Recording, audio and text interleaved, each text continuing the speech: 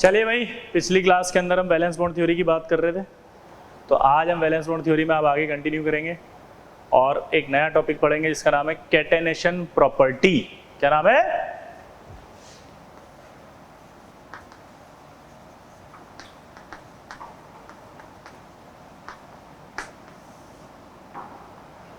अब ये catenation property क्या होता है, तो सुनो।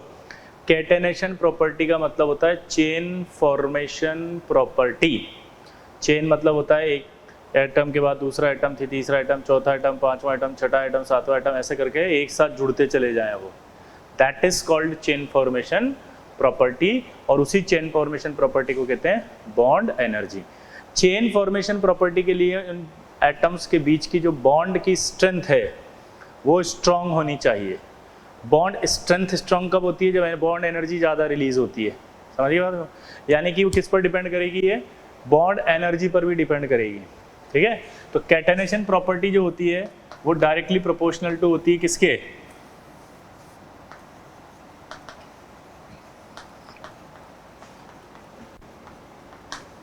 बॉन्ड एनर्जी के। और बॉन्ड एनर्जी जो होती है वो हमने पढ़ा भी था एक बार, साइज पे डिपेंड करती है, 1 अपॉन साइज।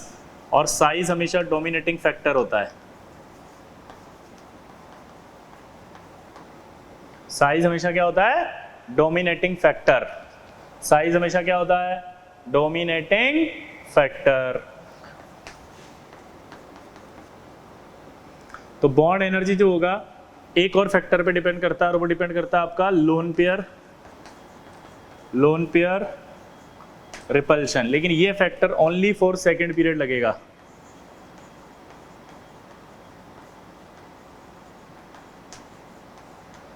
ये जो फैक्टर है वो ओनली फॉर सेकेंड पीरियड लगेगा। यानी कि जो लोन पेयर रिपल्शन होगा वो सिर्फ सेकेंड पीरियड के लगेगा।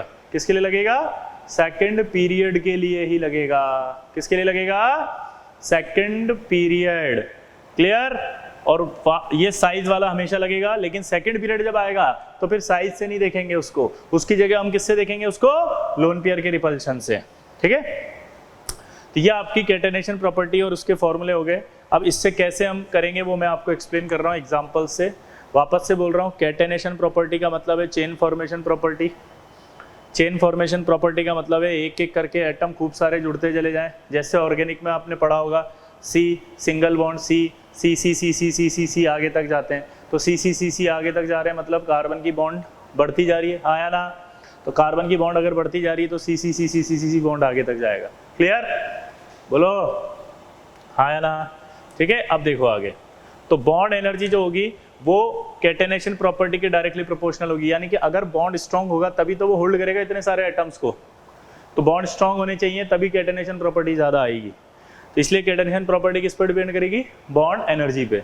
अब बॉन्ड एनर्जी डायरेक्ट क्या होती है? 1 अपॉन साइज। 1 अपॉन साइज, क्योंकि साइज अगर बढ़ता है तो बॉन्ड एनर्जी घट जाती है। दोबारा बोलो, साइज अगर बढ़ता है तो ये कम हो जाती है, साइज अगर बढ़ता है तो बॉन्ड एनर्जी घट जाती है। और बॉन्ड एनर्जी जो है वो डायरेक्टली प्रोपोर्शनल टू होता है 1 अपॉन लोन पेयर रिपल्शन। क्या बोला जल्दी बताओ? बॉन्ड एनर्जी जो होती है वो डायरेक्टली प्रोपोर्शनल होती है क्या आगे? 1 अपॉन लोन पेयर रिपल्शन।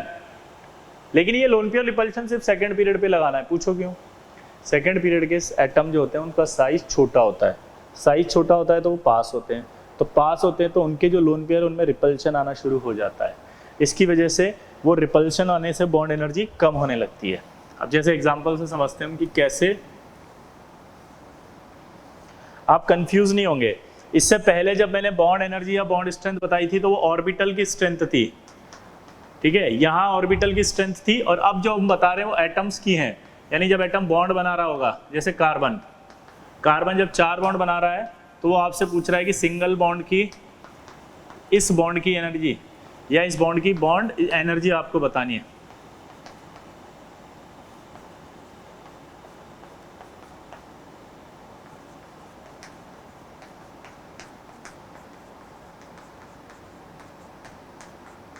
ये वाले की बॉन्ड एनर्जी आपको बतानी है। ठीक है, अब आपको देखना है कि बॉन्ड एनर्जी जो है, हमने फॉर्मूला पढ़ा 1 अपॉन साइज, और दूसरा हमने पढ़ा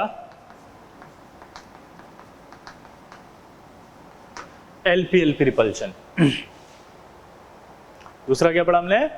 एलपी एलपी रिपल्शन। तो इसका मतलब क्या निकला कि बॉन्ड एनर्जी इनवर्सली प्रोपोर्शनल था 1 size, bond energy directly proportional 1 lone pair repulsion. जब कार्बन अपने बॉन्ड बनाता है तो क्या उसके पास कोई लोन पेयर बचता है? नहीं। तो क्या ये लोन पेयर रिपल्शन वाला यहाँ फैक्टर लगेगा? नहीं। साइज से डिपेंड करेगा। नीचे आ रहे हैं, साइज बढ़ेगा, नीचे आने पर साइज बढ़ेगा। अगर नीचे आने पर साइज बढ़ेगा तो बॉन्ड की जो स्ट्रेंथ है या बॉन्ड एनर्जी जो है वो घटेगी। नीचे आने पर अगर साइज बढ़ेगा तो बॉन्ड एनर्जी कम हो जाएगी। तो सबसे ज़्यादा जो है वो किसकी आएगी? सी सी बॉन्ड सबसे ज़्यादा, फिर एस आई एस आई, फिर जी ई जी, फिर एस एन और फिर P V P B. Clear? क्या बोला जल्दी बताओ?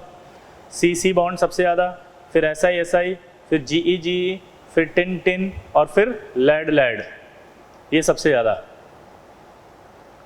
क्लियर? तो ये आपके पास ऑर्डर आएगा इस तरह से। यानी आपसे पूछेगा कि क्या 14th ग्रुप, इसको बोलते हैं अपन, याद हो तो 14th ग्रुप बोलते हैं इसको। क्या बोला अपन ने? 14th group. तो 14th ग्रुप अगर है तो उस 14th ग्रुप में सबसे ज्यादा बॉन्ड एनर्जी किसकी है? तो आंसर है सी सी बॉन्ड की। किसकी है? सी सी, कार्बन कार्बन बॉन्ड की बॉन्ड एनर्जी सबसे ज्यादा है। क्लियर?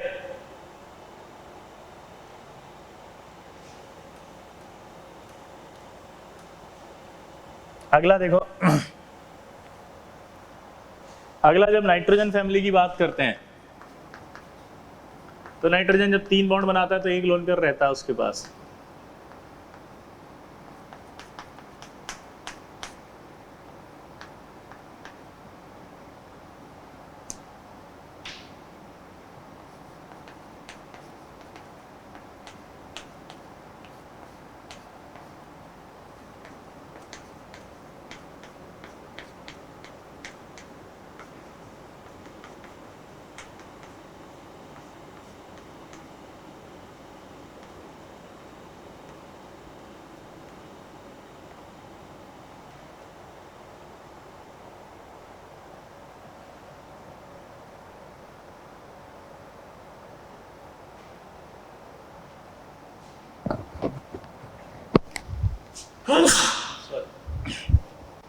देखो इधर, अब अगर हम ध्यान से देखें तो ये आपकी नाइट्रोजन फैमिली है। अगर हम नाइट्रोजन फैमिली की बात करें तो नाइट्रोजन फैमिली के अंदर आप देखो यहां पर लोन पेयर आ रहा है,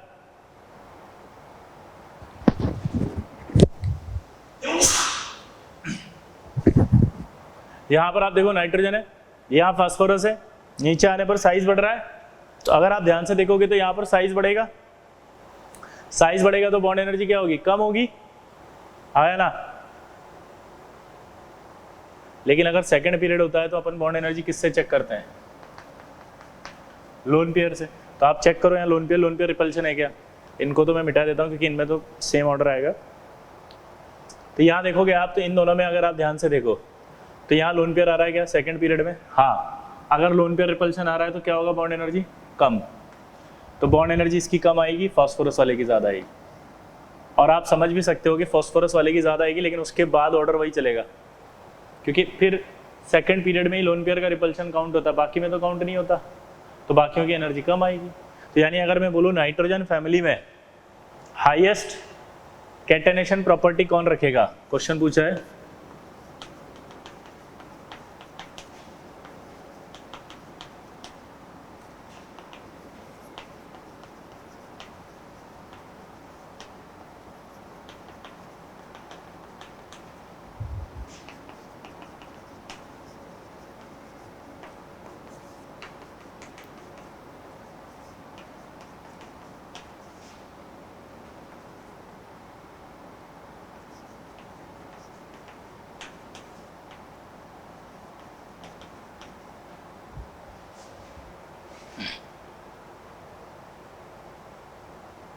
बताओ आंसर बताओ।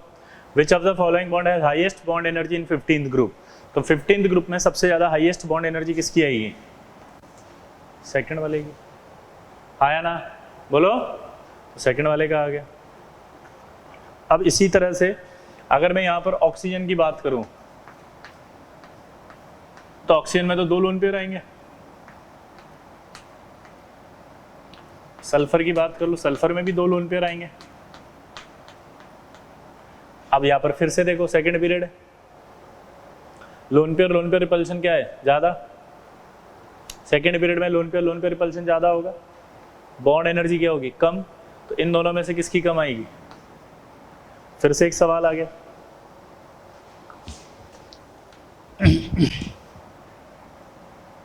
यहां पर 15th की जगह क्या आ जाएगा, चैल्कोजन फैमिली।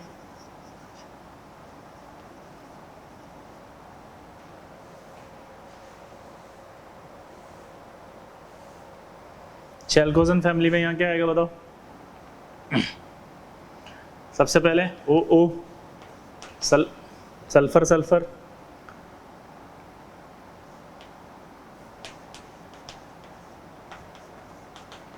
चलो बताओ सबसे ज्यादा किसका आएगा फिर से?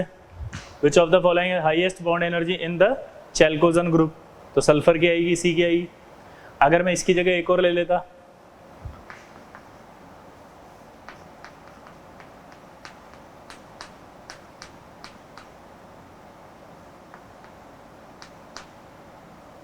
फ्लोरीन, और यहां ले लेता मैं क्लोरीन।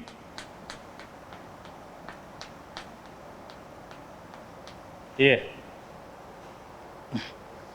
अब इधर देखो, अब यहां पर आप देख के बताओ फटाफट से, फिर से क्या हुआ, फ्लोरीन आ गया। अगर फ्लोरीन आ गया तो फ्लोरीन के अंदर भी क्या हो रहा है, सेकंड पीरियड। क्लोरीन में क्या है, थर्ड पीरियड। सेकंड पीरियड आता है तो लोन पेयर का रिपल्शन चेक करते हैं, लोन पेयर रिपल्शन आएगा तो उस कंडीशन में एनर्जी कम होगी, इसलिए Cl की ज़्यादा होगी। तो अगर मैं यहाँ सवाल को चेंज कर दूँ, अब halogen family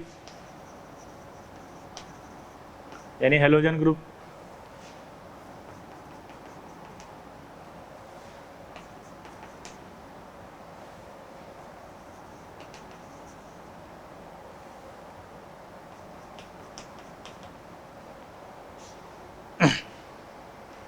FF Cl Cl Br Br और I।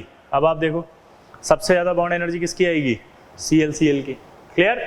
अब यहाँ पर मैं बॉन्ड एनर्जी को हटा करके अगर कैटेनेशन वर्ड डाल देता तब भी यही होता। ठीक है, तो ये आपका कैटेनेशन की बात हो गई। अब कैटेनेशन की बात में एक खास बात और देखो, अगर आप लेफ्ट से राइट जा रहे हैं पीरियोडिक टेबल में, आप क्या कर रहे हैं, लेफ्ट से राइट में जा रहे हैं पीरियोडिक टेबल में। देखो लेफ्ट से राइट गए आप, अगर आप पीरियोडिक टेबल में लेफ्ट से राइट जाएंगे तो साइज छोटा होगा, साइज छोटा हो रहा है इसका, तो फ्लोरीन का साइज छोटा हो रहा है और लोन पेयर बढ़ रहे हैं। इमेजिन करो क्या हो रहा होगा, साइज छोटा हो रहा है, लोन पेयर बढ़ रहे हैं, तो लोन पेयर का रिपल्शन भी बहुत ज़्यादा होगा। लोन पेयर का रिपल्शन बहुत ज़्यादा होने की वजह से अगर आपसे सवाल पूछा जाता है तो यहाँ पर एक चेंज आएगा, बहुत इंपॉर्टेंट है और वो हर बार पूछा जाता है।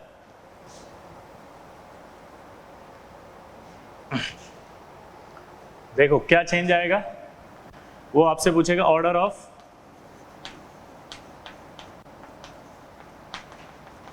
Bond energy. तो ऑर्डर ऑफ बॉन्ड एनर्जी की बात अगर अपन करें तो ऑर्डर ऑफ बॉन्ड एनर्जी में आपसे पूछा है F2 Cl2 Br2 और I2। तो अगर आप बॉन्ड एनर्जी का ऑर्डर पूछे F2 Cl2 Br2 I2 तो अब सबसे ज्यादा वो किसका आएगा, Cl2 का। अब आना चाहिए था सेकंड नंबर में F2, लेकिन F2 का साइज हो गया छोटा। अगर F2 का साइज छोटा हो गया तो उस पर लोन पेयर बढ़ गए, तो लोन पेयर बढ़ते ही लोन पेयर की डेंसिटी बढ़ गई, तो वो आपस में एक दूसरे को रिपल ज़्यादा करते हैं, और वो इतना रिपल करते हैं कि F2 की बॉन्ड एनर्जी ब्रोमीन से कम हो जाती है। ये तो डेटाबेस है, मतलब वैल्यू ऐसी आ रही है कि उसका ऑर्डर F2 का Br से पीछे जा रहा है। आप ये नहीं बोल सकते कि I से आगे आएगा, I पीछे जाएगा, ये चीज़ मैंने नहीं बताई है। मैंने यहाँ एक्सप्लेन ये किया है कि ये F2 Br2 से पीछे क्यों चला गया होगा, तो उसका रीज़न दिया उन्होंने कि यार इसका साइज छोटा हो गया है, जिसकी वजह से इस पर जो लोन पेयर है वो बहुत ज़्यादा आगे, एक तो सबसे ज़्यादा लोन पेयर आगे बाकियों से, और दूसरा ये हुआ कि लोन पेयर ज़्यादा आने से क्या हुआ, साइज छोटा भी हो गया। तो लोन पेयर ज़्यादा हो गया, साइज छोटा हो गया, तो लोन पेयर की डेंसिटी बढ़ गई। लोन पेयर की डेंसिटी बढ़ गई तो उन्होंने तुरंत एक दूसरे को रिपल ज़्यादा किया, ज़्यादा करने से इसकी बॉन्ड एनर्जी Br2 से कम आ रही है। ठीक है, ये ऑर्डर आपको अच्छे से ध्यान रखना है क्योंकि ये आपसे कई बार पूछेगा, हर जगह आएगा ये। ये हर जगह आएगा आपके पास। क्लियर?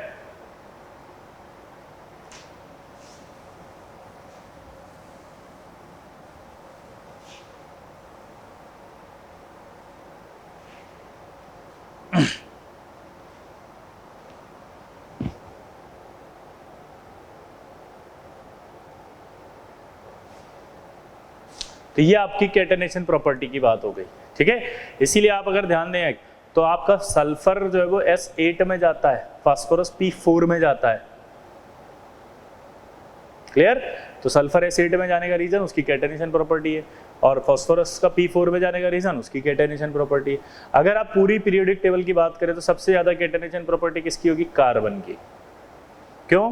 क्योंकि कार्बन से उधर जाने पर लोन पेयर बढ़ रहा है सेकेंड पीरियड में। अगर लोन पेयर बढ़ेगा तो आप सोचो क्या हो रहा है? रिपल्शन आ रहे हैं। रिपल्शन आते हैं तो बॉन्ड एनर्जी कम हो जाती है, और कार्बन में कोई लोन पेयर नहीं है इसलिए उसकी एनर्जी सबसे ज्यादा है। नीचे आ रहे हैं तब भी कार्बन की ज्यादा है, इसलिए कार्बन की कैटेनेशन प्रॉपर्टी सबसे ज्यादा होती है, और इसीलिए कार्बन एक अलग केमिस्ट्री चला जाता है जिसका नाम है ऑर्गेनिक केमिस्ट्री। ठीक है? क्लियर? तो ये आपकी कैटेनेशन प्रॉपर्टी भी कंप्लीट। अगला टॉपिक आ रहा है आपका हाइब्रिडाइजेशन।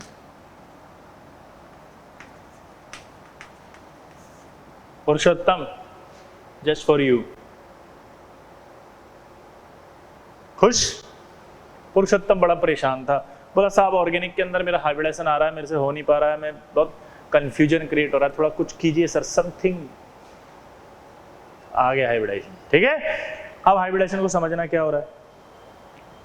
हाइब्रिडाइजेशन को समझाने से पहले आपको वीबीटी पे जाना पड़ेगा, क्योंकि जो वीबीटी थी वो वीबीटी आपको समझा रही है कि हाइब्रिडाइजेशन कैसे आ रहा है। ठीक है? ध्यान सुनना, ये सब कनेक्टेड है।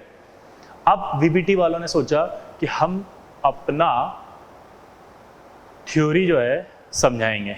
तो वीबीटी वाले साइंटिस्टों ने सोचा कि अपना थ्योरी समझाएं। कहाँ समझाएं? तो वीबीटी वालों ने कहा कि कहाँ समझाएं। तो उन्होंने सोचा कि अगर हम साइंटिस्टों के पास डायरेक्ट जाने से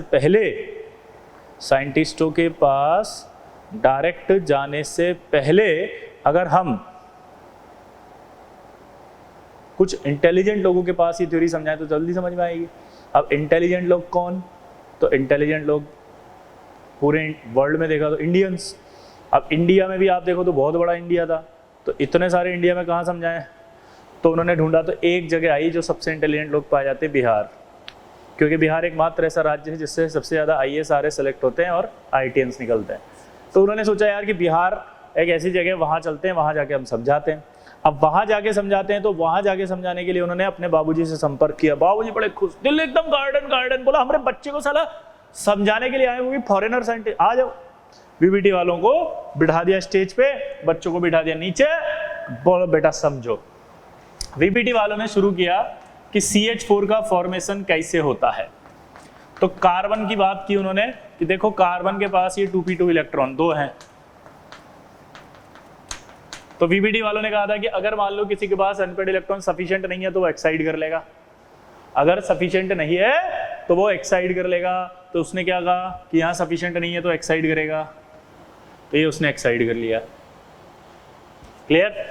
सफिशिएंट नहीं है तो एक्साइड कर लिया, एक्साइड हो गया। आया ना? सफिशिएंट नहीं है तो एक्साइड करेगा, एक्साइड हो गया। क्लियर? तो ये आपका एक्साइड हो गया। सिंपल है। एक्साइड होने के बाद उसके बाद 4 अनपेड इलेक्ट्रॉन आ गए, 1 2 3 4।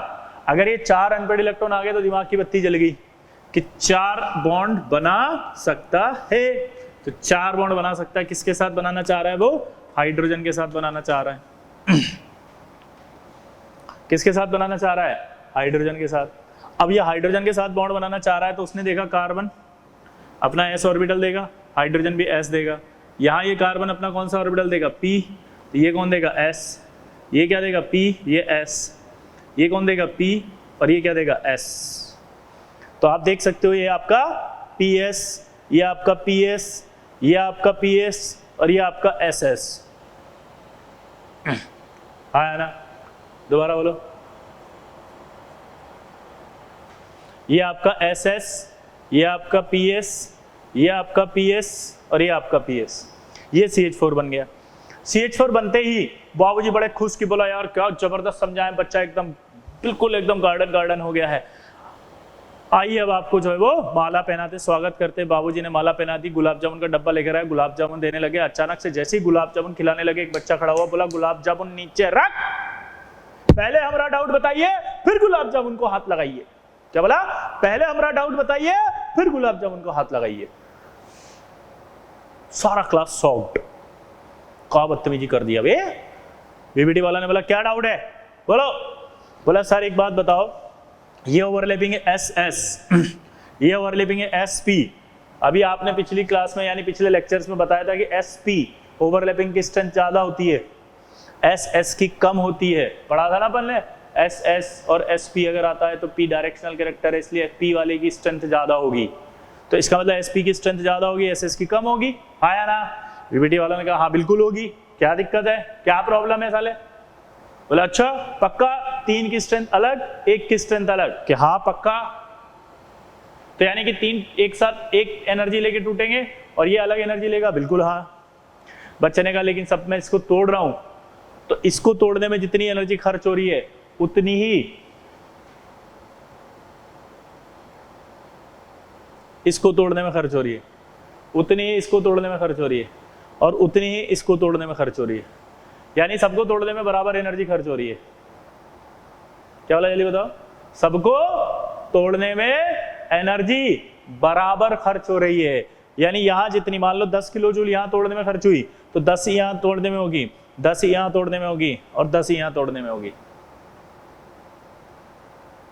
सबको तोड़ने में एनर्जी बराबर खर्च होगी बे। क्या बोला? सबको तोड़ने में एनर्जी बराबर खर्च होगी। बच्चे ने बोला बताओ क्यों? वीबीटी वाला ने कहा नहीं बताएंगे। हमने बोला क्यों? बोला आता ही नहीं है। फंस गए। बाबूजी ने बुलाया, इधर आओ। बाबूजी ने भेज दिया। कहाँ भेजा होगा सोचो? मेहमान घर में। अपने बिहार में तो एक ही मेहमान घर होता, भैंसिया का तबेला। भेज दिया साला वहां पे, जाओ और जाके सोचो। जब तक नहीं सोचोगे तब तक आप हमारे मेहमान हो। आप सोच रहे हैं, मच्छर काट रहे हैं वीबीटी वालों को। वीबीटी वाले ने कहा मच्छर काट रहे हैं बाबूजी, नींद नहीं आ रही है। बाबूजी बोले वो काट नहीं रहे, उनसे कटवाया जा रहा है। ये सब मच्छर तो हम ही छोड़े हैं। बोले साला को सूतो इनको, जब तक हमारे बच्चे का डाउट नहीं बताते साला सोने मत देना इनको। वीबीटी वाले परेशान। सुबह सुबह जो है वो 4 बजे के टाइम पर उन्होंने देखा सब सो रहे हैं, भाग लेते हैं, निकल लिए वो। अब आपको पता है गाँव के अंदर तो एक सड़क होती है, चारों तरफ जो है वो खेत होते हैं, पगडंडी होती है। अब उस पर भाग रहे हैं वो। लोगों ने देख लिया कि वीबीटी वाले भाग रहे हैं, बाबूजी को फोन कर दिया। फोन करते ही बाबूजी आ गए। बाबूजी आते दन 2 टिका दिए साले, कहाँ भाग रहे हैं? टिकाते ही जो है वो भीड़ इकट्ठा हो गई, वहां खूब सारे लोग हो गए। बहुत सारे लोग होते ही जब भीड़ होती है तो एक आदमी वहां से गुजर रहा था, उसने तुरंत पूछा कहाँ लड़ रहे हो भाई, क्या हुआ? उस व्यक्ति का नाम था पॉलिंग। पॉलिंग बिहार से थे। 1 मिनट, यह मात्र एक काल्पनिक घटना है, इसका किसी भी जीवित और मृत व्यक्ति से कोई संबंध नहीं है। तथ्यों को मनोरंजनात्मक रूप प्रदान करने के लिए इस तरह की भाषा का प्रयोग किया जा रहा है। इसका किसी भी जीवित और मृत व्यक्ति से कोई संबंध पाया जाता है तो चैनल इसके लिए उत्तरदायी नहीं है। पुरुषोत्तम, ठीक है? क्योंकि आप फिर से बोलोगे सर ये तो लिनियस पॉलिंग है, ये तो अमेरिकन साइंटिस्ट था, ये कब बिहार से हो गया? ठीक है, क्योंकि मेरे साथ हो चुका है ऐसा। मैं पढ़ा के निकला क्लास से बाहर, एक बच्चा आया मेरे पास, बोला सर, बोला क्या? सर आज बहुत खुश हैं हम बोले कहाँ खुश हो? बोला मत पूछिए। हम बोले मत बताओ। बोला नहीं पूछिए। हम बोले बताओ। बोला सर आज दिल खुश हो गया। हम बोले कहाँ है? सर बचपन से आज तक पढ़ रहे हैं सर, जिसके अंदर हम ये पढ़े हैं कि है American scientist, Japan scientist, Russian scientist, पहली बार दिल खुश हो गया। साला पॉलिंग बिहार से थे। हम बोले कौन बोला बे तेरे को पॉलिंग बिहार से थे? बोला अभी अभी पढ़ा के निकले हो आप। अबे मैंने कहा मैंने तो मजाक में बोला था, पागल हो गए भाई, गलती हो गई। तब से लेके आज तक ये डिस्क्लेमर बोलना पड़ता है मुझे। क्लियर? तो पॉलिंग ने बोला कहाँ लड़ रहे बे? तो सबने बताया कि ऐसे ऐसे हो गया। पॉलिंग ने कहा अच्छा रुक जाओ, हम बताते हैं, इनको जाने दो। अब पॉलिंग साहब आए, उन्होंने क्या समझाया जरा सुनना।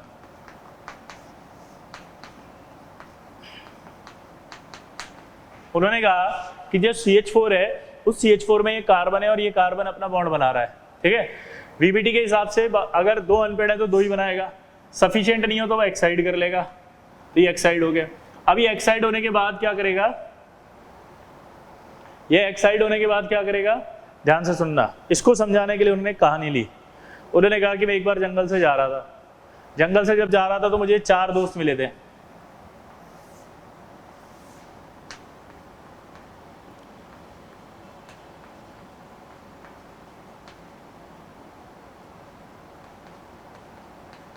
ठीक है, चारों पक्के दोस्त हैं, चारों एक साथ खेल कूद के बड़े हुए, चीटिंग करके पास हुए, एक दूसरे का लंच बॉक्स चुरा चुरा के खाया, चारों पक्के दोस्त हैं, लंगोटिया यार हैं, ठीक है। अब एक बार क्या हुआ, एक आदमी आया और इसको 10 रुपए दे गया, इसको भी 10 दे गया, इसको भी 10 दे गया और इसको 2 रुपया दे गया। अब सोचो आप कि इस बच्चे को जब 2 रुपए दिए होंगे तो इसके मन में कितना खराब लगा होगा कि यार ये क्या किया आपने, मुझे क्यों नहीं दिए। तो इसने क्या करा, रात को इनके पैसे चुरा लिए। जब इनने रात में पैसे चुरा लिए तो क्या हुआ, सुबह जब उठ के देख रहे हैं तो पैसे गायब है, तो समझ में आ गया किसने चुराया होगा, इसने। तो क्या किया होगा, आपस में लड़ गए होंगे, इसने इसको एक मारी होगी, इसने इसको एक मारी होगी, तो इनकी जो स्टेबिलिटी थी फ्रेंडशिप की वो खत्म हो गई। तो पॉलिंग वहां से गुजर रहा था, पॉलिंग ने जब देखा कि लड़ क्यों रहे हो तुम चारों भाई, तो उन्होंने कहा कि सर ऐसे ऐसे हो गया। तो पॉलिंग ने कहा अच्छा, तो आप एक काम करो, अपने सारे पैसे दो, इससे भी पैसे ले लिए, इससे भी ले लिए, इससे भी ले लिए, इससे भी ले लिए, सबको आपस में मिक्स कर दिया। मिक्स करने के बाद उसने देखा कितने बच्चे हैं, तो उसने देखा 1 2 3 4 बच्चे हैं। 4 अगर बच्चे हैं, उसने क्या देखा, 4 अगर बच्चे हैं तो चारों में बराबर बांट दिया। अब आप देखो चारों में जब बराबर बांटा तो सिचुएशन क्या हुई कि इसके पास 8, इसके पास भी 8, इसके पास भी 8 और इसके पास भी 8 आ गए, आया ना। तो सबके पास 8-8 आ गए, सब बराबर हो गए। इस दोस्त ने, इसने पॉलिंग से इतना सा बोला कि यार 2 रुपए कम हो गए, तो पॉलिंग ने समझाया कि 2 रुपए कम हो गए, लेकिन 2 रुपए में एक दोस्त भी तो मिल गया, इससे सस्ता और कहां, पुरुषोत्तम समझ में आ रहा है, इससे सस्ता और कहां, अनीशा जी समझ में आया आपको, इससे सस्ता और कहां। तो उसने समझाया कि आपके 2 रुपए खर्च हो गए, लेकिन एक दोस्त भी तो मिल गया, इससे आपकी जो स्टेबिलिटी वो बढ़ गई, कम नहीं हुई, अब आप झगड़ोगे नहीं कभी भी। अब इस केस को थोड़ा उल्टा समझते हैं, अगर कोई यहां पर आकर इसको 1 करोड़, इसको 1 करोड़, इसको 1 करोड़ और इसको 2 रुपए दे देता और ये इनके पैसे चुरा लेता, तो सोचो कि क्या स्थिति होती।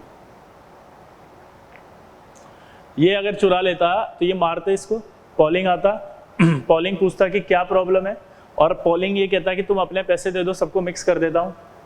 तो अगर सबको मिक्स कर देता हूं ये बोलता वो, और फिर उसके बाद इनमें बांट देता, तो इसके पास कितने आते हैं, 75 लाख 75 लाख 75 लाख 75 लाख। तो ये बच्चा बोलता कि सर मेरे पैसे कम हो गए, कितने कम हुए, 25 lakh.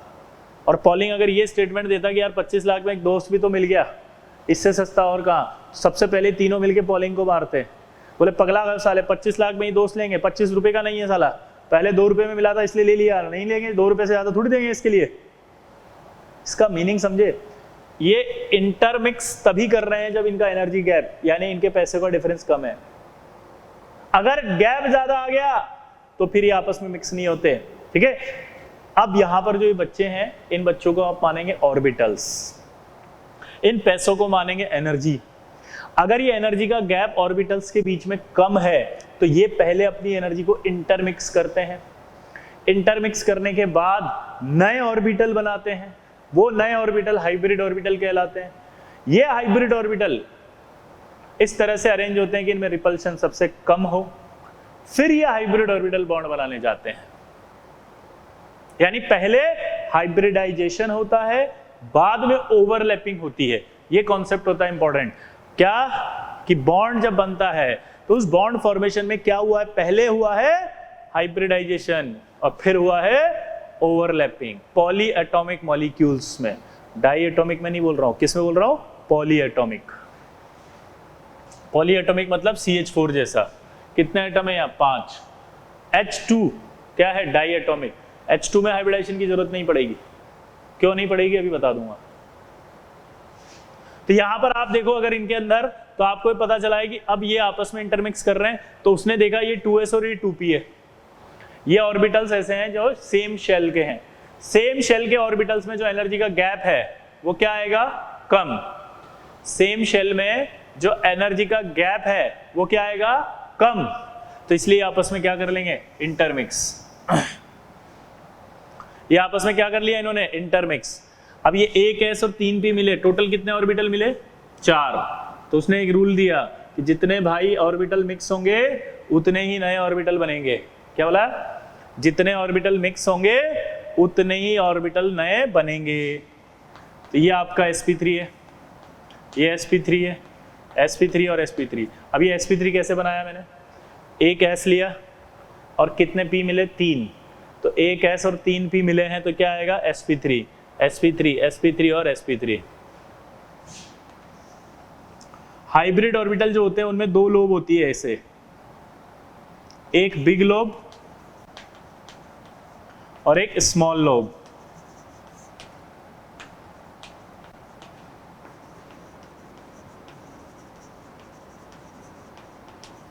Bond formation always through big lobe. Bond formation जो होगा वो ऑलवेज थ्रू बिग लोब होगा। क्या बोला, जल्दी बताओ।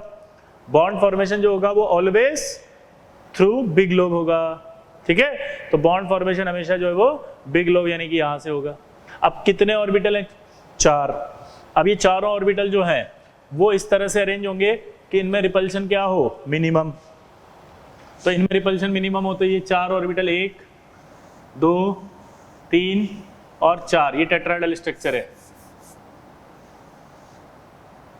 ये छोटी लोब आ गई यहाँ। ठीक है, इनमें एक एक इलेक्ट्रॉन है, आप देखो ध्यान से, क्योंकि इन चारों में एक एक था तो यहाँ भी एक एक आएगा आराम से। अब इससे आएगा बॉन्ड बनाने कौन, हाइड्रोजन।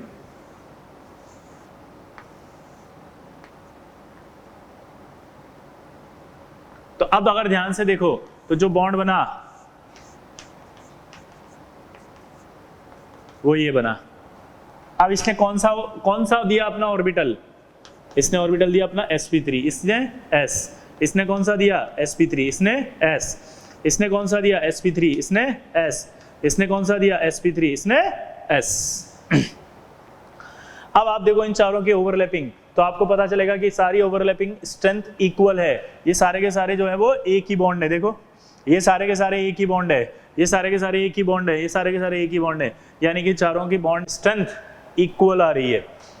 चारों की बॉन्ड स्ट्रेंथ इक्वल आ रही है, चारों एक ही है, चारों की बॉन्ड स्ट्रेंथ इक्वल आ रही है। इसलिए उस बच्चे ने कहा था कि चारों को तोड़ने में सेम एनर्जी चाहिए, उसका डाउट क्लियर कर दिया। नोट करके लिखा आपने, पहले हाइब्रिडाइजेशन होता है, बाद में बॉन्ड फॉर्मेशन होता है। ठीक है, पहले हाइब्रिडाइजेशन होता है, बाद में बॉन्ड फॉर्मेशन होता है, ओवरलैपिंग होती है मतलब। ठीक है, तो आपसे सवाल पूछा जाएगा ओवरलैपिंग और हाइब्रिडाइजेशन दोनों में से पहले कौन होता है, तो आंसर क्या देंगे, पहले हाइब्रिडाइजेशन होता है। नोट करो इसको।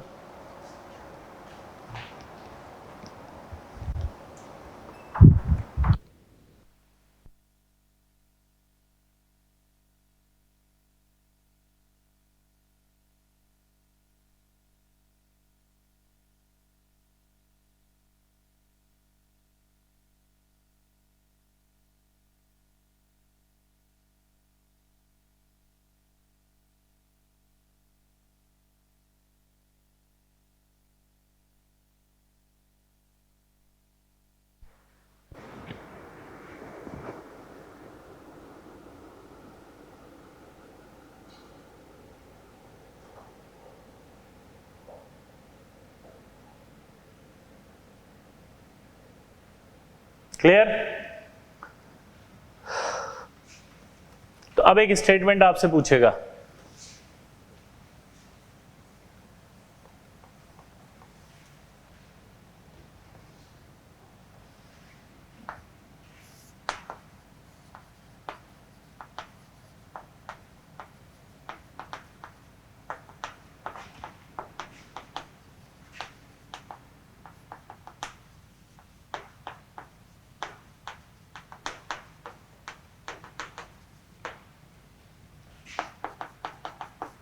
ये स्टेटमेंट आपको दिया हुआ है कि hybridization is intermixing of atomic orbitals. आपसे बोला है ट्रू या फॉल्स है, सोचो। Hybridization is intermixing of atomic orbitals, आपसे पूछा है कि ट्रू या फॉल्स है, बताओ।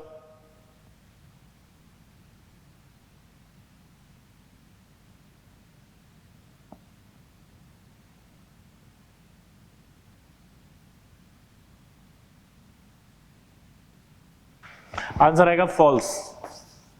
पूछो क्यों? क्योंकि यहां लिखा है hybridization is intermixing of atomic orbitals, आगे एक लाइन आनी चाहिए हैविंग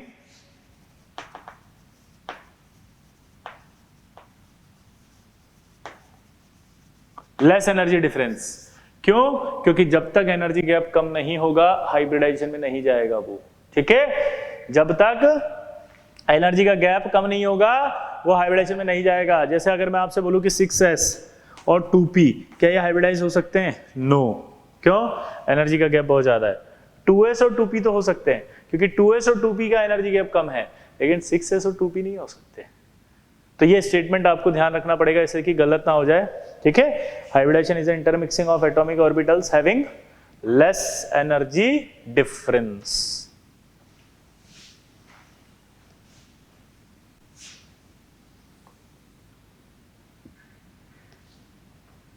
क्लियर सबको? अब मैं दोबारा से एक और बार बोल रहा हूं। सबसे पहले एटॉमिक ऑर्बिटल्स आपस में अपनी एनर्जी को इंटरमिक्स करते हैं, इंटरमिक्स करके नए ऑर्बिटल बनाते हैं। उन नए ऑर्बिटल को हाइब्रिड ऑर्बिटल कहते हैं। हाइब्रिड ऑर्बिटल्स की एनर्जी सेम होती है। हाइब्रिड ऑर्बिटल का जो नाम दिया जाता है वो इस तरह से दिया जाता है कि जितने ऑर्बिटल पार्टिसिपेट करेंगे उनको लिखो। जैसे s और p मिक्स हुआ तो s और p लिखा, सेकेंड नंबर पे उनका नंबर लिख दो। s 1 था, p 3 थे, तो नाम हो गया sp3। अगर एक s और एक p मिक्स होते तो sp, अगर एक s और 2 p मिक्स होते तो sp2। क्लियर? आया ना? क्लियर?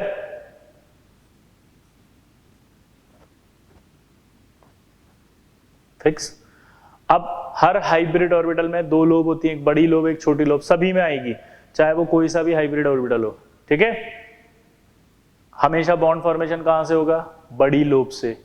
जैसे अगर मैं कहूं आपसे कि ये आपका एक s और एक p से मिलकर बना हुआ है, तो sp में भी दो ही लोब होंगी, एक बड़ी लोब और एक छोटी लोब, लेकिन वो थोड़ा सा गोला गोला जैसा होगा।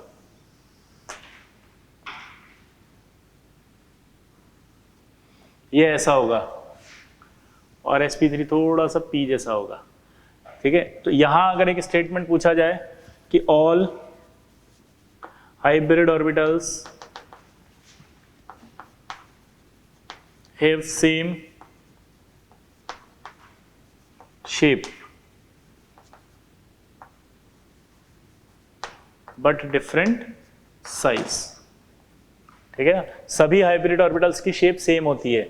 आप देखो तो ये कैसा है sp, ये कैसा है sp2, ये कैसा है sp3, ठीक है। तो सेम शेप होती है, तो क्लियर हो गया। एक डिफरेंस आपको आएगा साइज में, कि इनका साइज कैसे देखते हैं ये मैं आपको बाद में बता दूंगा, ठीक है। वो एक साथ स्टेटमेंट था तो मैंने लिख दिया। यहां तक तो क्लियर है, शेप सेम। अब शेप का मतलब ऐसे नहीं होता है कि सर ये तो थोड़ा मोटा है ये थोड़ा पतला है, that is not a shape. Shape का मतलब है दोनों में दो लोब हैं, एक बड़ी लोब है एक छोटी लोब है, बड़ी लोब है छोटी लोब है, बड़ी लोब है छोटी लोब है। क्लियर सबको? तो ये शेप सेम कहा जाता है, ठीक है ना। साइज डिफरेंट है, ये डिफरेंट साइज कैसे होगा ये मैं आपको आगे बताऊंगा, ठीक है। एक सवाल के अंदर आएगा ये, तब बताऊंगा। क्लियर? तो ये आपके पास हाइब्रिड ऑर्बिटल्स हो गए। फिर ये हाइब्रिड ऑर्बिटल इस तरह से अरेंज होंगे कि, जल्दी बोलो, कि ये इस तरह से अरेंज होंगे कि इनमें रिपल्शन मिनिमम लगे, तो वो मिनिमम रिपल्शन के थ्रू अरेंज हुआ। अब कौन से हाइब्रिडाइजेशन में रिपल्शन कम लगता है ये साइंटिस्टों ने खोजा, तो मैं बताऊंगा आपको कि किस तरह से अरेंज होगा, है ना। अभी मैं लिखवा रहा हूं वो, ठीक है, समझ गए। फिर उसके बाद आपको बॉन्ड फॉर्मेशन में वो हाइब्रिड ऑर्बिटल जाएगा, ठीक। तो अब हम देख रहे हैं कि हाइब्रिडाइजेशन हमारे पास कौन कौन से होते हैं। तो एक हमारे पास हाइब्रिडाइजेशन आएगा sp, एक आएगा sp2। sp जब होगा तो उसमें जो ऑर्बिटल है, मिक्सिंग ऑफ ऑर्बिटल्स की बात कर रहे हैं हम, कौन कौन से ऑर्बिटल मिक्स होंगे? उसमें एक s मिक्स हो सकता है, p 3 होते हैं, px, py और pz, तो इन तीनों में से कोई भी मिक्स हो सकता है इसमें। s के साथ p है, p के अंदर अगर हम बात करें तो x, y और z कोई भी मिक्स हो सकता है। sp2 में s, px plus py। sp3 अगर आएगा तो नो डाउट कोई भी आएगा, लेकिन कोई भी में कैसे आएगा? p तो 3 है तो 3 ही आएंगे, px plus py plus pz। Clear? ये यहां लगाएंगे अपन इसको ब्रैकेट को।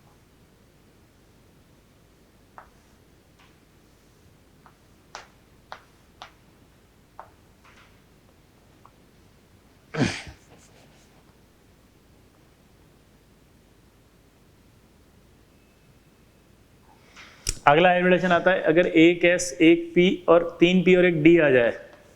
अच्छा, इनकी ज्योमेट्रियां कौन कौन सी होगी अरेंजमेंट की, वो भी मैं बता देता हूं।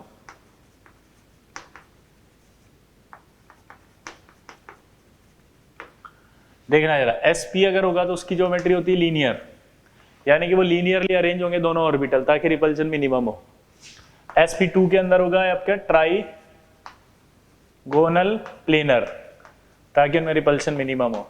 sp3 के अंदर जो होगा वो होगा टेट्राहेड्रल ताकि उनमें रिपल्शन मिनिमम हो। अब TBP में दो ऑर्बिटल है, D जो होगा ना वो S, px, py, pz और यहां आएगा dz स्क्वायर। अगर dz स्क्वायर होगा तो उसकी ज्योमेट्री का नाम होगा ट्राइगोनल बाय पिरामिडल, यानी कि शॉर्ट में हम बोलेंगे उसको TBP।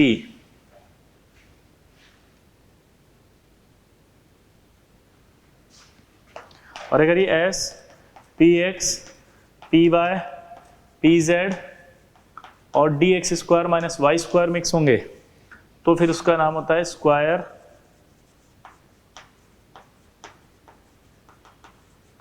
पिरामिडल। ठीक है, इस वाली को आप बॉक्स बना देना क्योंकि ये आपका केमिकल बॉन्डिंग में नहीं आएगा, ये आपका नेक्स्ट ईयर आएगा कोऑर्डिनेशन केमिस्ट्री के अंदर। कहाँ आएगा? तो आपकी जो sp3d होगी उसमें जो d आएगा वो d आपके लिए फिक्स हो गया, dz स्क्वायर मिक्स होता है हमेशा, और ये आपका ट्राइगोनल बाई पिरामिडल होता है। अब आप सोच रहे होंगे ये d जो है वो dz स्क्वायर और x square minus Y square ही क्यों होता है? देखो, अगर आप ध्यान से देखो तो x, y, px, py, pz ये सब एक्सिस पर होते हैं, तो हम जब मिक्स कर रहे होते हैं तो एक्सिस वाले ऑर्बिटल इजीली मिक्स होते हैं, एक्सिस वाले ही इजीली मिक्स होंगे। तो जब एक d लाने की बारी आएगी तो ऑब्वियस सी बात है या तो dz स्क्वायर जाएगा, वही एक्सिस पे होता है, या dx square minus Y square जाएगा। तो जब dz स्क्वायर जाएगा तो TBP है, और dx square minus Y square है तो स्क्वायर पिरामिडल है। स्क्वायर पिरामिडल आपको कहीं नहीं, कोई भी मॉलिक्यूल में नहीं मिलेगा, यहाँ पे वहीं आके मिलेगा कोऑर्डिनेशन केमिस्ट्री में। अगला आता है sp3d2। sp3d2 में वही आपका S आएगा, फिर px, py, pz। अब बताओ कौन सा मिक्स होगा? अभी कॉन्सेप्ट दिया था ना मैंने, अब 2d चाहिए तो एक्सिस वाले ही जाएंगे। तो एक्सिस वाले कौन से थे? अभी तो बताया था, dx square minus Y square plus dz square. तो dx square minus Y square plus dz square आ गया, आया ना? क्लियर? अगला sp3d3, तो s plus px plus py plus pz plus dx square minus Y square plus dz square तक तो आएगा ही सही, फिर xy आएगा क्योंकि x square minus Y square के बीच में होगा वो सीधा। तो जब dx square minus Y square mix होने आएगा तो dxy इजीली मिलेगा, तो ये आपके आएगा। sp3d2 जो होती है उसकी ज्योमेट्री होती है ऑक्टाहेड्रल और इसकी होती है पेंटागोनल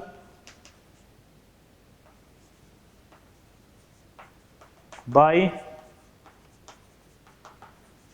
पिरामिडल, यानी कि PBP, पेंटागोनल बाई पिरामिडल या PBP। और ऑक्टाहेड्रल का एक नाम और आपको याद रखना है, स्क्वायर बाई पिरामिडल। ऊपर वाली अलग है भाई, ऊपर वाली स्क्वायर पिरामिडल है, ऑक्टाहेड्रल के दो नाम है, एक स्क्वायर बाइपिरामिडल है और एक ऑक्टाहेड्रल। और नीचे वाले का ठीक है पेंटागोनल बाइपिरामिडल का शॉर्ट नेम पीबीपी। ये आपको याद होना चाहिए। अगर आपको हाइब्रिडाइजेशन पढ़ना है तो ये तो याद होना ही चाहिए। ये आपकी मजबूरी होगी, कंपल्शन हो गया आपका, अदरवाइज आपको हाइब्रिडाइजेशन में नहीं आएगा। इतनी मेहनत करके साइंटिस्टों ने ये रिजल्ट तैयार किए हैं। आप सोच रहे होंगे कि हम क्यों इसको याद करें, याद अरे करना पड़ेगा, रिजल्ट्स हैं ये तो, ये इतने सारे रिजल्ट्स हैं। ठीक है, तो दोबारा से देख लेते हैं। एसपी, अगर एसपी होगा तो उसकी हाइब्रिड ऑर्बिटल्स का जो अरेंजमेंट होता है उसे कहते हैं इलेक्ट्रॉन ज्योमेट्री। पहले तो लिखो इलेक्ट्रॉन ज्योमेट्री क्या होती है, लिखो अरेंजमेंट ऑफ हाइब्रिड ऑर्बिटल्स। ठीक है, arrangement of hybrid orbitals is called electron geometry. तो ये हाइब्रिड ऑर्बिटल अगर एसपी होंगे तो लीनियर होगा, sp2 है तो ट्राइगोनल प्लेनर होगा। ठीक है, sp3 है तो वो टेट्राहेड्रल होगा, sp3d है तो ट्राइगोनल बाइपिरामिडल होगा, sp3d2 है तो वो ऑक्टाहेड्रल या स्क्वायर बाइपिरामिडल होगा, और sp3d3 होगा तो वो फिर पेंटागोनल बाइपिरामिडल होगा। ठीक है, अब कैसे कैसे होंगे वो मैं आपको बताता हूँ।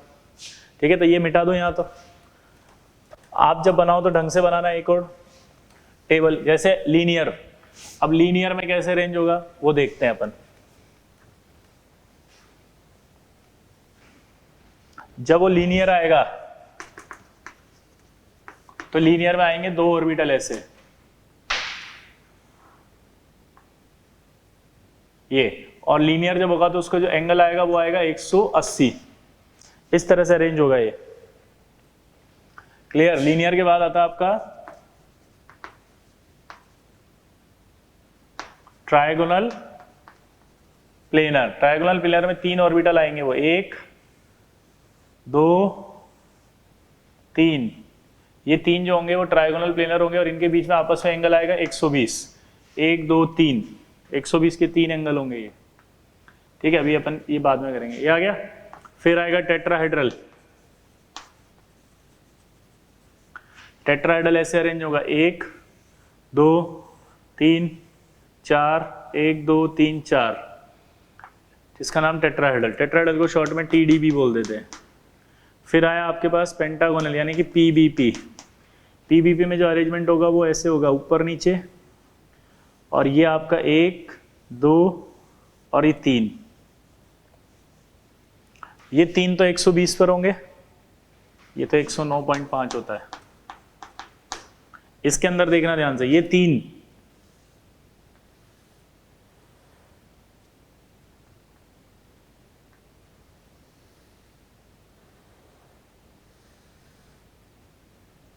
120 पे होंगे और ये इनसे 90 पे होंगे, तो ये 90 और ये आएगा ऑक्टाहेड्रल, और 180 भी आएगा, ये नीचे है देखो।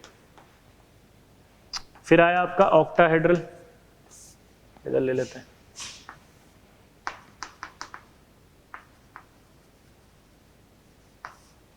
ऑक्टाहेड्रल कैसा होगा देखो,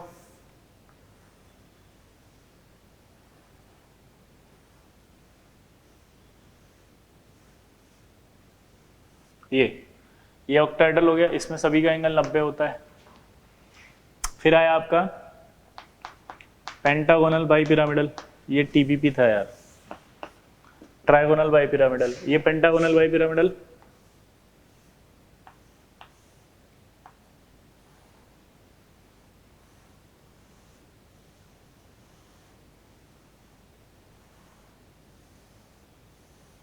ये 5 हो गए। ये इन पांचों के फिर ऊपर और नीचे आएगा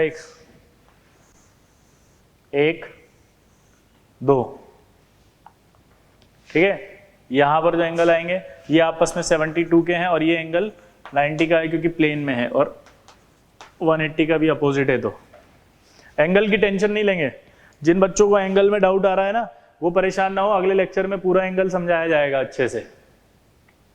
ये तो जस्ट मैंने इसीलिए लिख दिया कि अगर एक बार आपके देखे हुए होंगे और आप याद करके आ जाएंगे तो समझना आसान होगा। पॉइंट समझ रहे हो? पहले अगर लर्न की हुई चीज होगी तो उसके फिर एक्सप्लेनेशन पर ध्यान जाएगा आपका कि ऐसा क्यों हो रहा है। ठीक है, तो ये आपको इतना करीब करीब आपके पास दिमाग में होना चाहिए, तब कहीं जाकर के हाइब्रिडाइजेशन हम पढ़ पाएंगे। ये तो सब समझाने की काम तो मैं कर दूंगा, लेकिन पहले पता तो हो ये सब चीजें हैं। अगर मैं डायरेक्ट एक्सप्लेनेशन पे आ गया तो भी सब उड़ जाएगा दिमाग से। ठीक, अब अगला टॉपिक आएगा हाउ टू कैलकुलेट हाइब्रिडाइजेशन। हम किसी मॉलिक्यूल का हाइब्रिडाइजेशन कैसे देखेंगे।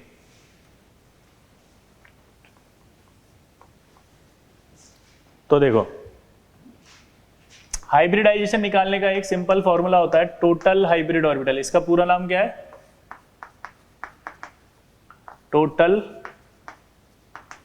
Hybrid orbital, THO। अगर 2 आ गया तो मॉलिक्यूल का हाइब्रिडाइजेशन होगा sp। 3 आ गया तो हाइब्रिडेशन होगा sp2। 4 आ गया sp3। 5 आ गया sp3d। 6 आ गया sp3d2। 7 आ गया sp3d3। और इनके नाम आपको पता ही है, और नाम के साथ इनकी ज्योमेट्री आपको पता ही है। क्लियर? अब देखो, अब आपसे बोला उसने कि BCl2 में इस बेरिलियम का हाइब्रिडेशन बताओ, तो आपको इस फॉर्मूले से करना पड़ेगा कि THO अगर 2 आ गया तो, लेकिन THO निकालेंगे कैसे? तो उसके लिए उसने एक फॉर्मूला दिया। THO टोटल हाइब्रिड ऑर्बिटल निकालने का फॉर्मूला है number of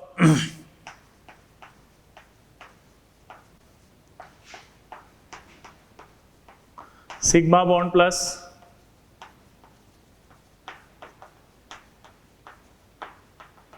number of lone pair. Number of sigma bonds plus number of lone pair. Number of sigma bonds plus number of lone pair. Number of sigma bond plus number of lone pair. Clear? अब आपसे BCl2 का जब उसने पूछा तो सबसे पहले आपको ये पता होना चाहिए सिग्मा कितने हैं और लोन पेयर कितने हैं। उसके लिए आपको ये पता होता है कि किसी के पास भी जो वैलेंस इलेक्ट्रॉन होते हैं वही बॉन्डिंग में जाएंगे। अगर वैलेंस इलेक्ट्रॉन गए, मान लो किसी के पास 4 वैलेंस इलेक्ट्रॉन है और वो 2 ही बॉन्ड बना पा रहा है, तो इसका मतलब सिग्मा तो 2 है, लोन पेयर 1 है, तो sp2 आ जाएगा। तो सबसे पहले आपको वैलेंस इलेक्ट्रॉन में आपको बता दूं ताकि आपके दिमाग में खटाक से रहे, तो मैं आपको वैलेंस इलेक्ट्रॉन बता देता हूं, जैसे सभी के बता देता हूं। Beryllium, boron, carbon, nitrogen, oxygen, fluorine और नियोन। उसके नीचे कौन आता है? Magnesium, aluminium, silicon, phosphorus, sulphur, chlorine और नियोन के बाद आर्गन। अब बेरिलियम सेकंड है का है, इसके टोटल वैलेंस इलेक्ट्रॉन 2 होते थे। बोरोन के टोटल वैलेंस इलेक्ट्रॉन 3 होते थे। कार्बन के 4 होते थे, नाइट्रोजन के 5 होते थे, इसके 6 होते थे, इसके 7 होते थे और इसके 8 होते थे। वैलेंस इलेक्ट्रॉन p ब्लॉक में सीधा सीधा निकालते हैं उसके ग्रुप के नंबर से। जो उसका ग्रुप है वही उसके टोटल वैलेंस इलेक्ट्रॉन्स हैं। जो उसका ग्रुप है वही उसके टोटल वैलेंस इलेक्ट्रॉन्स हैं। ठीक है, चलो बताओ फटाफट, बेरिलियम में कितने वैलेंस इलेक्ट्रॉन है? 2। क्लियर? यहां देख लिया मैंने, क्योंकि सेकंड डे का है। अब मुझसे उसने पूछा था कि BCl2 का हाइब्रिडाइजेशन बताओ, तो आपको सबसे पहले सेंट्रल एटम देखना है। हाइब्रिडाइजेशन हमेशा सेंट्रल एटम का ही निकलता है। ठीक है, तो ये B लिख दिया। वैलेंस इलेक्ट्रॉन कितने बताओ? 2, तो मैंने ये 2 लिख दिए, ये 1, ये 2। अब मेरे को पता है कि कितने सिग्मा बॉन्ड दिख रहे हैं, ये डंडे को सिग्मा बॉन्ड ही कहते हैं, 2 सिग्मा। लोन पेयर कितना है? 0। टोटल कितना आया? 2। हाइब्रिडेशन क्या? sp। ज्योमेट्री क्या? लीनियर। एंगल कितना? 180। ये ऐसे सवाल आएंगे। तो BCl2 की बात करेंगे अगर अपन, तो BCl2 का जो हाइब्रिडाइजेशन आएगा वो sp आएगा। BCl2 की जो ज्योमेट्री होगी वो लीनियर होगी, और BCl2 में जो एंगल आएंगे आपस में वो 180 आएंगे।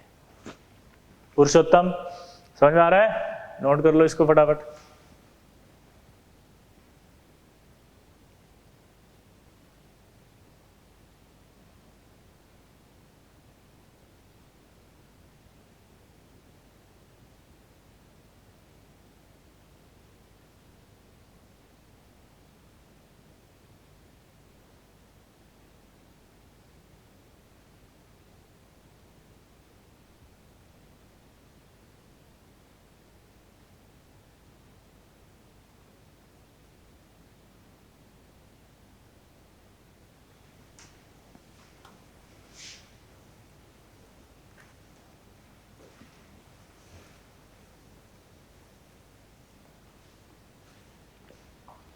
अब देखो आपसे बोलेगा BF3 में बताओ हाइब्रिडेशन क्या आएगा, ठीक है। तो बोरोन में कितने वैलेंस इलेक्ट्रॉन बताए थे मैंने अभी, बताओ। हाँ 3, 1 2 3, 1 2 3 ऐसे बना, ज्योमेट्रिया नहीं बना रहे, हाइब्रिडेशन निकाल रहे हैं। तो 1 2 3, 3 + 0 टोटल 3 आएगा तो हाइब्रिडेशन sp2, ठीक है। ज्योमेट्री क्या होगी इसकी, ट्राइगोनल प्लेनर। एंगल क्या आएगा 180। अगर आपसे बोले CH4 का हाइब्रिडेशन बताओ, कार्बन में वैलेंस कितने होते हैं 4, 1 2 3 4, तो ये क्या आएगा 4 + 0 4 होगा तो sp3। Geometry tetrahedral, angle 109.5। फिर आया PCl5, इसका हाइब्रिडेशन निकालो। PCl5 का हाइब्रिडेशन निकालने के बाद क्या आएगा, फास्फोरस 5 वैलेंस, 1 2 3 4 5, 1 2 3 4 5 बॉन्ड, तो 5 + 0 5 होता है तो TBP। एंगल 90 और 120 और 180। अगला है SF6, वैलेंस कितने होंगे इसमें 6, 1 2 3 4 5 6, 1 2 3 4 5 6, तो 6 + 0 6 आ गया तो क्या आएगा ये sp3d2। sp3d2 एंगल कितना आएगा 90।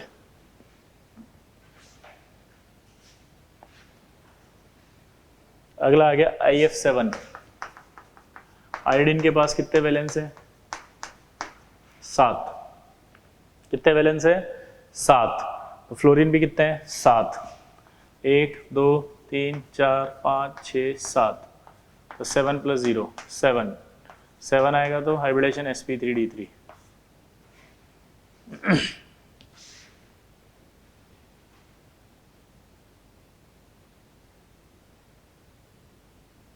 इस तरह से हाइब्रिडेशन निकालना है। इसकी ज्योमेट्री क्या आएगी ऑक्टाहेड्रल, इसकी क्या आएगी पेंटागोनल बाइपिरामिड। क्लियर आया ना। इस तरह से आपको ज्योमेट्री भी आ गई, हाइब्रिडाइजेशन भी आ गया, ठीक है। अब देखो आगे,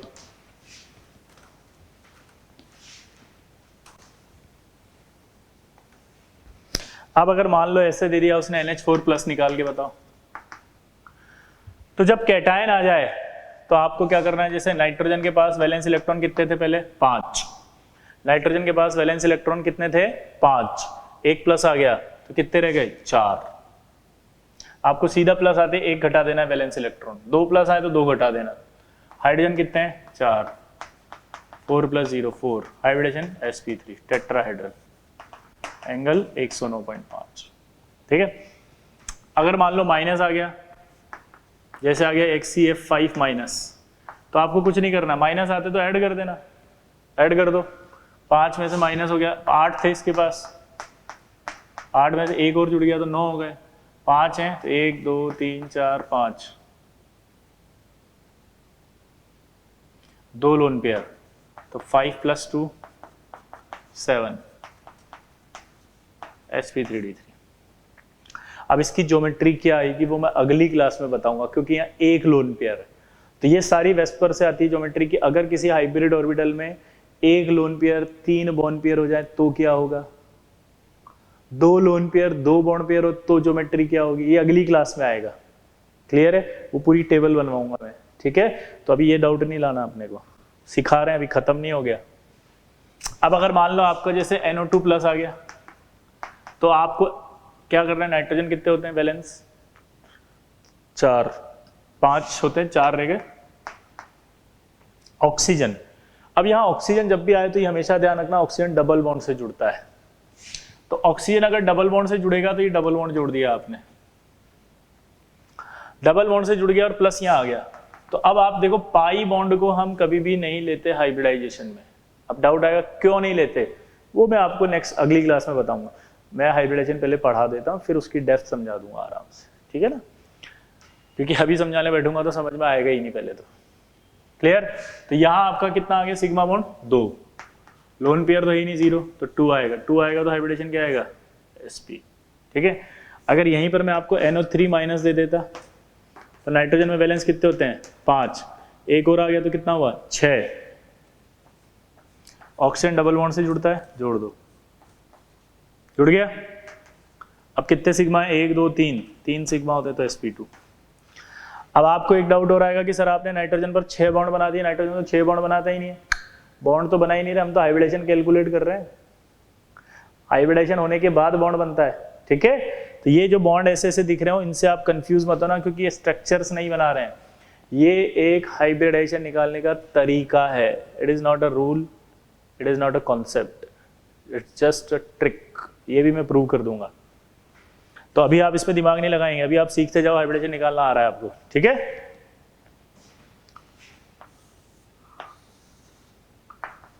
HgCl2 का बताओ। तब HgCl2 में अगर आप लास्ट का कॉन्फ़िगरेशन देखोगे तो 6s2 आएगा, 6p खाली है, तो वो एक इलेक्ट्रॉन एक्साइट करेगा 2, तो वैलेंस इलेक्ट्रॉन इसके पास 2 हैं, तो 1 Cl 2 Cl, टोटल कितना हुआ 2, 0 sp, क्योंकि वैलेंस इलेक्ट्रॉन तो आउटर शेल ही आएगा 2, ठीक है। मैंने आपको उस दिन कहा था कि जिंक में 12 हो सकते हैं, लेकिन यहाँ 12 नहीं बोलना है, क्योंकि यहाँ आउटर शेल जो है वो 6s2 है, तो आउटर शेल के इलेक्ट्रॉन ही पार्टिसिपेट कर रहे हैं, डी के नहीं जाएंगे, तो इसका हाइब्रिडेशन sp आ जाएगा।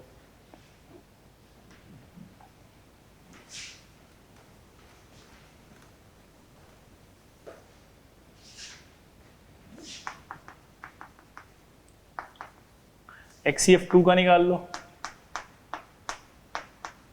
ये देखो। अब HCF2 में कितने होते हैं टोटल, Xc में 8 होते हैं, 2 हैं तो ये 2 लिख दिए, तो 2 + 3 5 आ गया, 5 आ गया तो sp3d आ गया, क्लियर, sp3d आ गया, हाँ या ना, sp3d। HCF4 में देखो 8 होते हैं, 1 2 3 4 5 6 7 8, 1 2 3 4, 4 + 2 sp3d2 आ गया। XeO3F2 की बात कर लो, Xe में 8 होता है, ये आ गया 8, फ्लोरीन से 2 बना रहे हैं, ये बना दिए, ऑक्सीजन डबल बॉन्डेड है, ये रहा डबल बॉन्ड। अब देखो 1 2 3 4 5, तो 5 सिग्मा 0, टोटल 5, sp3d आ गया, क्लियर। ऐसे निकालते जाओ आप जितने भी निकाल लें। जैसे अगला आएगा I3+,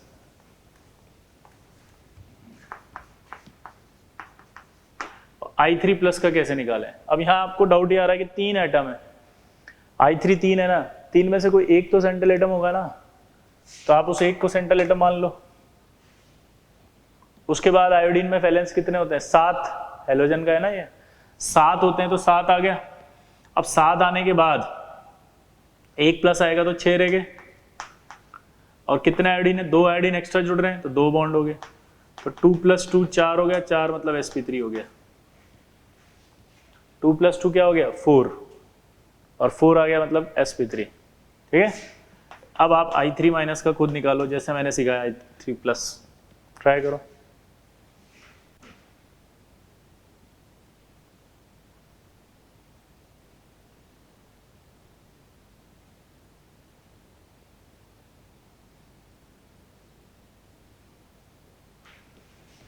अब फिर वही बात, इनमें से कोई एक आयोडीन तो होगा, तो एक आयोडीन आ गया, तो यहाँ पर 2 लोन पेयर, 6 हो गया टोटल, आयोडीन में 5 होंगे ना, सॉरी 7 होंगे, तो 8 हो गया, ये 8 हो गया, तो कितने आयोडीन एक्स्ट्रा बन रहे हैं, 2, तो 2 + 3 लोन पेयर आ गए, टोटल 5 sp3d, क्लियर।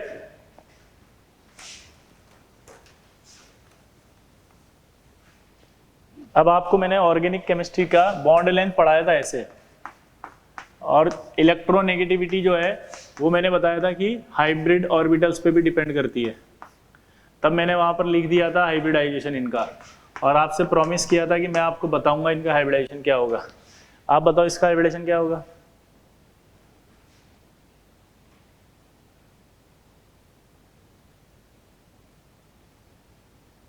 बोलो। 1 सिग्मा, 2 सिग्मा, 3 सिग्मा, ये सिग्मा ही है, सब H होता है ऑर्गेनिक में, ये जहाँ पे भी ऐसे खाली छोड़ देते हैं वहाँ H माना जाता है।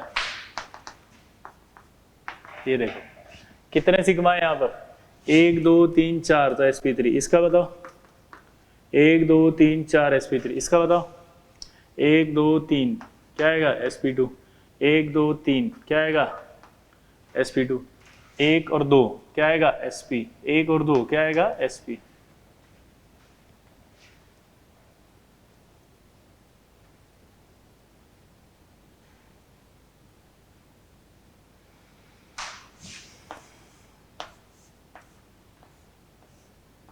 इस कार्बन का बताओ, निकालो, ये बेंजीन है। अब जब आप इसका निकालोगे तो आप एक बहुत बड़ी मिस्टेक कर देते हो, आप क्या करते हो यहाँ हाइड्रोजन भूल जाते हो बेंजीन में, यहाँ पे भी हाइड्रोजन होगा, और अगर ये हाइड्रोजन होगा तो आप दिमाग लगाओ कितना हुआ, एक कार्बन है तो 1 सिग्मा 2 सिग्मा 3 सिग्मा sp2, सारे एटम sp2 हैं, ये कार्बन वाले, सारे कार्बन वाले एटम sp2 हैं। इस तरह से आप कोई भी मॉलिक्यूल दे देगा आपको तो उसका हाइब्रिडेशन आपको निकालना है, ठीक। नेक्स्ट क्लास में हम पढ़ेंगे पूरी टेबल जिसके अंदर सारी मॉलिक्यूल की ज्योमेट्री जो भी होती है पॉसिबल वो आ जाएगी, ठीक है। तो आपका होमवर्क है आज कि ये सारा का सारा लर्न करना है, प्रॉमिस करो, आईडी की कसम खाओ, लोन पेयर, सब बॉन्ड पेयर, हाइब्रिडेशन की ज्योमेट्री सब कुछ याद होना चाहिए, ठीक है, ताकि नेक्स्ट क्लास में आपको हाइब्रिडेशन अच्छे से समझ में आ जाए। इसी होप के साथ आज का लेक्चर समाप्त करते हैं, तब तक के लिए धन्यवाद।